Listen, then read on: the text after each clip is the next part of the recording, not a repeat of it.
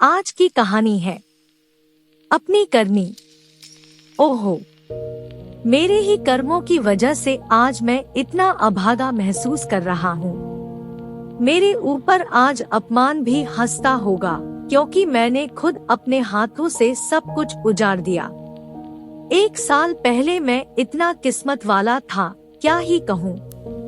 आराम की जीवन, अच्छी सेहत, पत्नी और 2 प्यारे बच्चे, ऊंचा घराना, उस पर पढ़ा लिखा होने के बाद भी मैंने खुद ही ऐसी हालत कर ली है। एक इंसान को जो कुछ भी एक अच्छी जिंदगी जीने के लिए चाहिए वो सब मेरे पास था। मैं अब किसी योग्य नहीं क्योंकि मैंने किसी चीज की कदर ही नहीं की। मेरे जीवन में ऐसी महिला थी जिसने मुझ में लाख बुराई होने के बाद भी कुछ बुरा नहीं कहा, कभी गुस्सा नहीं किया। मैं ऐसा हूँ कि दीवानगी के नशे में चूर होकर उसे इज्जत नहीं की, उसे तड़पाया, रुलाया और मन ही मन खूब जलाया भी।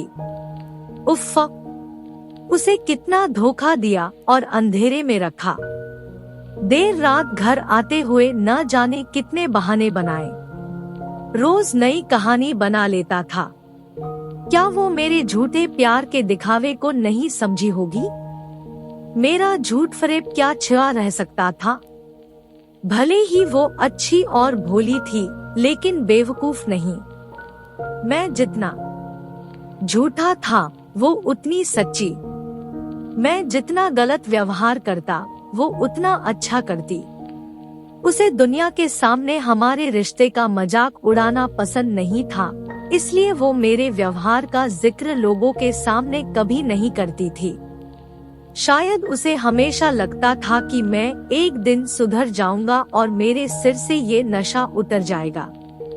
काश वो इतनी अच्छी न होती, वो अपने हक के लिए मुझसे लड़ती। इसी बीच एक दिन मैं आनंद वाटिका मछलियों का करतब देखने गया। वहाँ मेरी नजर अचानक एक लड़की पर गई जो फूल तोड़ रही थी। उसके कपड़े मेले थे और वो छोटी उम्र की लड़की थी, जिस वजह वो ताजगी भरी लग रही थी।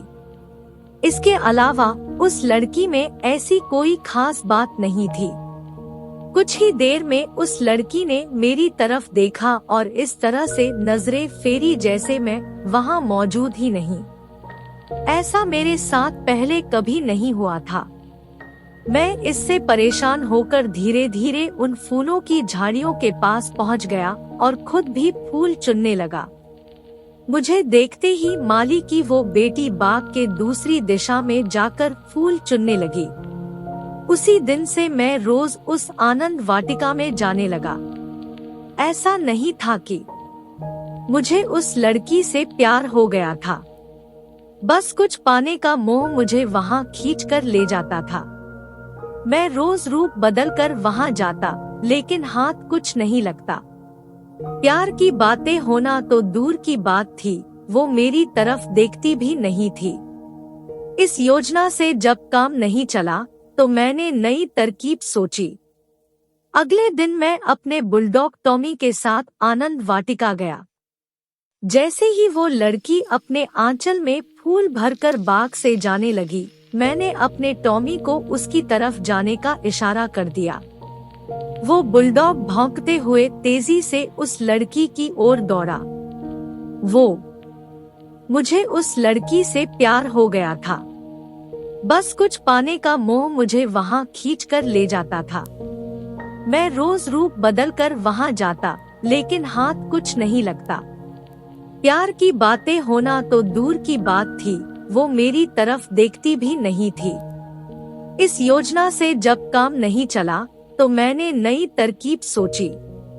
अगले दिन मैं अपने बुलडॉग टॉमी के साथ आनंद वाटिका गया। जैसे ही वो लड़की अपने आंचल में फूल भरकर बाग से जाने लगी, मैंने अपने टॉमी को उसकी तरफ जाने का इशारा कर दिया। वो बुलडॉग भौंकते हुए तेजी से उस लड़की की ओर दौड़ा। वो धड़का। मेरे मन में हुआ कि यह तरीका काम कर गया है। उस दिन से उस फूलमती से मेरी बातें होनी शुरू हुई। उसके बाद मैंने जाल फैलाया, बातें रची और न जाने क्या क्या किया। इन सब तरकीबों के बारे में दिल फेंक किस्म के सारे लोग जानते हैं। ऐसा नहीं था कि मैं उस लड़की के सौंदर्य से प्रभावित था, क्योंकि मेरी पत्नी इंदु से सुंदर कोई हो ही नहीं सकती थी। फिर भी न जाने क्यों मैं उस फूलमती की धसी हुई आंखों और गालों पर फिदा हो रहा था। होते होते मैं खुद मोहब्बत के जाल में फंस गया।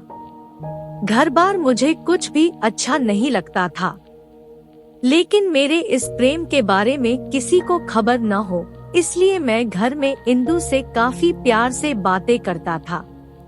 इस नाटक का एक ही कारण था कि मैं अपनी हरकत को इसके पीछे छिपा सकूं।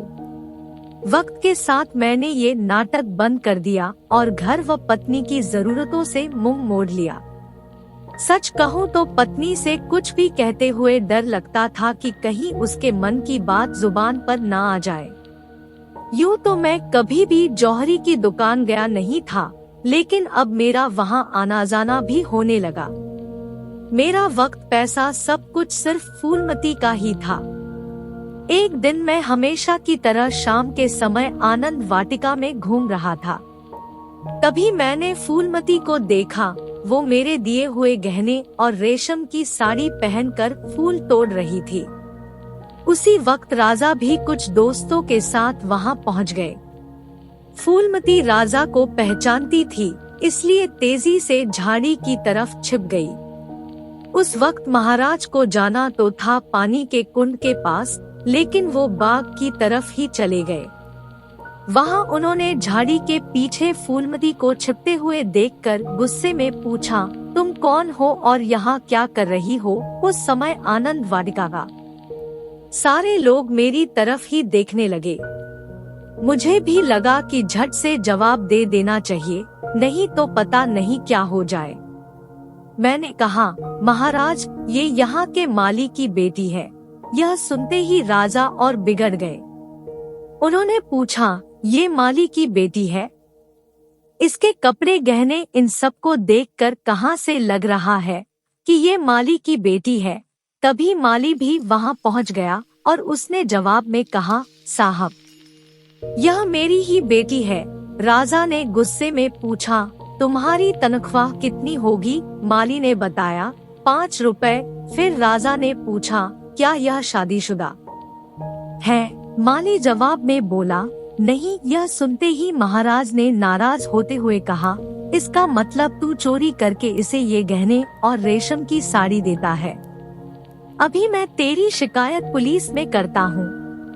कमाता है 5 रुपए और बेटी को गहनों से लदा रखा है। महाराज के पैर पर गिरकर माली बोलने लगा, साहब, मेरी वफादारी पर सवाल मत उठाइए। ये इस लड़की की ही हरकत है। आजकल ये बड़े लोगों के साथ उठने बैठने लगी है। इसने मेरी नाक कटा दी है। वहाँ से ही इसे ये सब कुछ मिला है। आप जानते ही हैं अमीर लोग कैसे होते हैं। इतना सब सुनते ही महाराज ने जोर देते हुए पूछा, क्या इसका संबंध किसी सरकारी नौकर के साथ है? माली ने जवाब में हाँ कहा। फिर महाराज बोले, जब भी मैं तुमसे उसका नाम पूछूंगा तुम्हें बताना होगा। वो सिर झुकाते हुए कहने लगा, बिल्कुल महाराज, सच को किसी बात का भय नहीं होता है। आप जब भी पूछेंगे मैं नाम जरूर बताऊंगा। उस समय मेरा शरीर पूरा ठंडा पड़ गया। मन में हुआ कि आज ही राजा के सामने मेरा राज खुल जाएगा और बदनामी होनी पक्की है। लेकिन महाराज ने अपने दरबार के कार्यकर्ता की इज्जत को यूं सरेआम उछालना ठीक नहीं जाना और नाम बाद में पूछने की बात कहते हुए अपनी गाड़ी में बैठकर महल चले गए। तभी मैं अपने घर पहुंचा तो वहां एक बूढ़ी औरत दिखाई दी।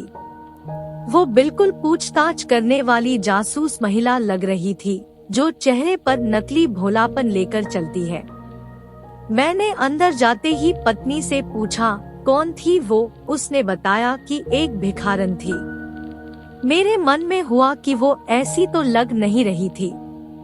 मैंने गुस्से में कहा, वो भीख मांगने आई थी, ऐसा तो बिल्कुल नहीं लग रहा था। मेरी पत्नी ने मुझ पर तंज कसते हुए कहा, आजकल अंदर से कौन कैसा होता है किसी को पता थोड़ी चलता है। वो भीख मांगने के लिए आई थी, मैंने दे दी। वो कैसी है कैसी नहीं इसकी जांच नहीं की मैंने। तब मैं नाराज होकर पत्नी का हाथ पकड़ते हुए बोला, देखो जो भी है सच सच मुझे बता दो। मैं तुम पर बहुत भरोसा करता हूँ और मुझे अपनी इज्जत किसी भी चीज से ज्यादा प्यारी है। तुम्हारे बात करने के तरीके से ही मैं समझ रहा हूँ कि जरूर कुछ गड़बड़ है। तभी वो रोते हुए बोली, तुम मुझ पर शक मत करो। मैं उस महिला की बात में आ गई थी और घर का पूरा हाल बता दिया। मेरा गुस्सा कम हुआ और मैंने इंदुमती से पूछा, आखिर क्या हाल बता दिया तुमने उसे? उधर से जवाब आया, सब कुछ तुम्हारे घर से यूं मुंह मोड़ना, लापरवाही, बेवफाई, किसी चीज की फिक्र न करना। मैंने सब उसे बता दिया। तुम्हें अंदाजा भी है कि घर चलाने के लिए मेरे सारे गहने बिक गए हैं।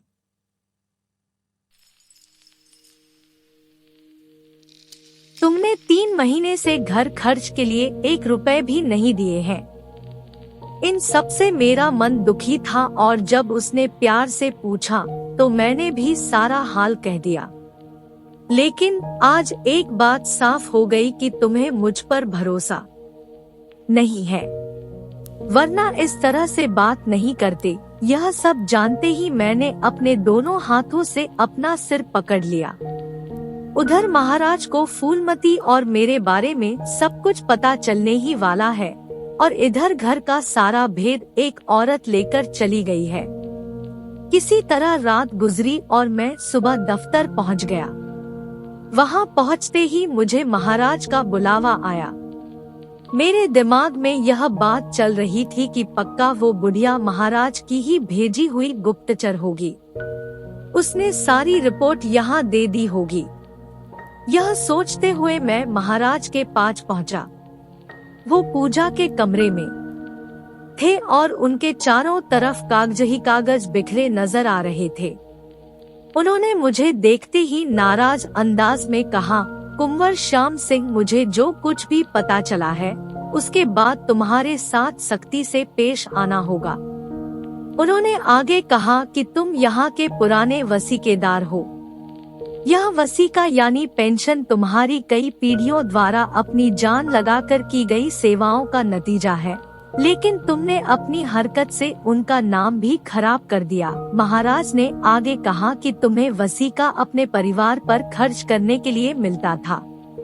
तुमने इस वसीके का गलत फायदा उठाया, माली की बेटी पर सब कुछ लुटा दिया।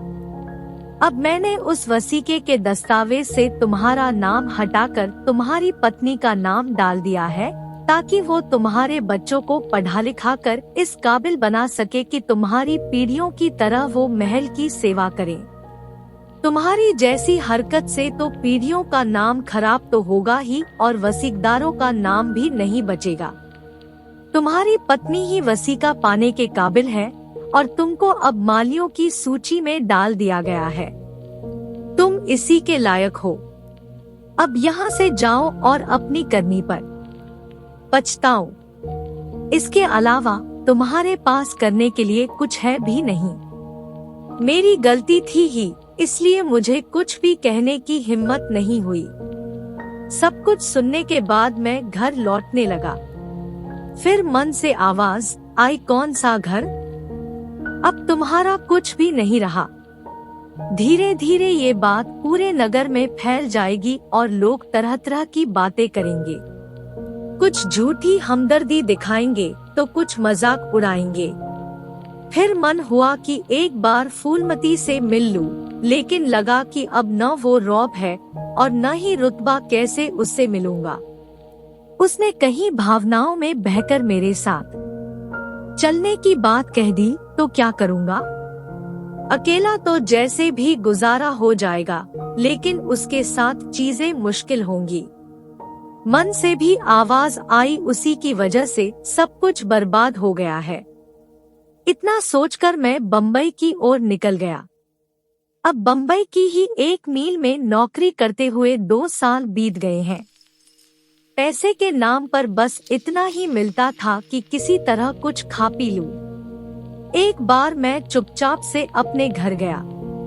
वहां देखा कि मेरे बच्चे घर के बाहर अच्छे से खेल रहे थे। मेरी पत्नी ने पूरे घर को अच्छे से संभाल रखा था। घर के बाहर 2 लालटेन जल रहे थे। सब कुछ बहुत साफ था। तभी मुझे पता चला कि 2-4 महीने मेरी खोज करने के लिए अखबार में कुछ इश्तहार भी छपे थे, लेकिन इस मुंह को लेकर मैं कहाँ जाता। मैंने फूलमती को भी देखा। पता चला कि वो किसी नए रईस के साथ थी। अपने जिंदगी पर अफसोस करते हुए मन में हुआ कि अब इसी हालत में जीवन जीना होगा। अब चाहे हंसकर जिंदगी जी लूं या रोकर। अपने पास मौजूद किसी चीज की मैंने कदर नहीं की और खुद अपनी हंसी खुशी को पैरों से ठोकर मारकर अब पछता रहा हूँ। मैं वो इंसान हूँ जिसने अपने सब कुछ को खुद से ही जला दिया और अब उसकी राख भी नहीं बची। कहानी से सीख, अपने घर परिवार को भूलकर किसी पराई महिला के चक्कर में पड़ने से सब कुछ बर्बाद ही होता है। दूसरी सीख यह है कि झूठ छिपाए नहीं छिपता। Thank you for watching. Please like, subscribe and share.